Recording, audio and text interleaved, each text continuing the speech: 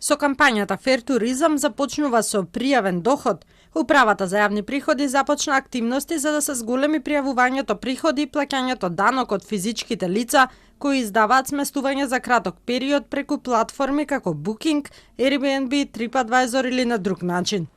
Целта е преку едукација да се намали сивата економија.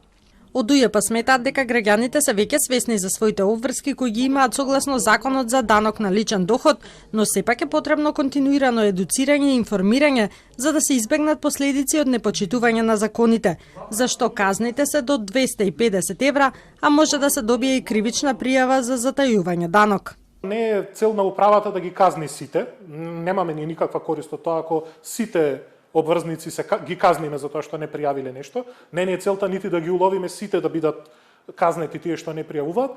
Целта на управата за јавни приходи е, главната цел е подигнување на свеста на граѓаните за почитување на принципот на самооданочување. Значи целта е секој граѓанин да има лична свест и општествена одговорност, сопствената обврска која што законот му предвидува да испочитува.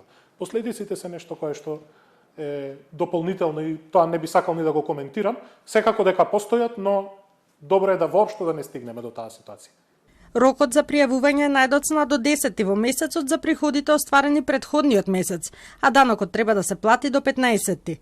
Например, доколку апартманот се издал на крај на јуни, а закуподавачот ги добил парите во јули, тој треба да поднесе пријава најдоцна до 10 август.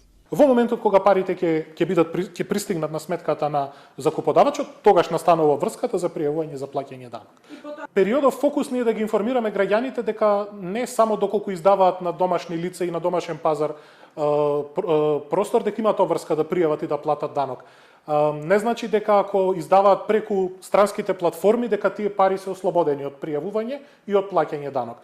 Данокот на личен доход изнесува 10% од бруто приходот, но кога станува збор за издавање на простор, законот предвидува одредени даночни олеснувања, односно признаени трошоци кои што ја намалуваат даночната основа до дури 15%.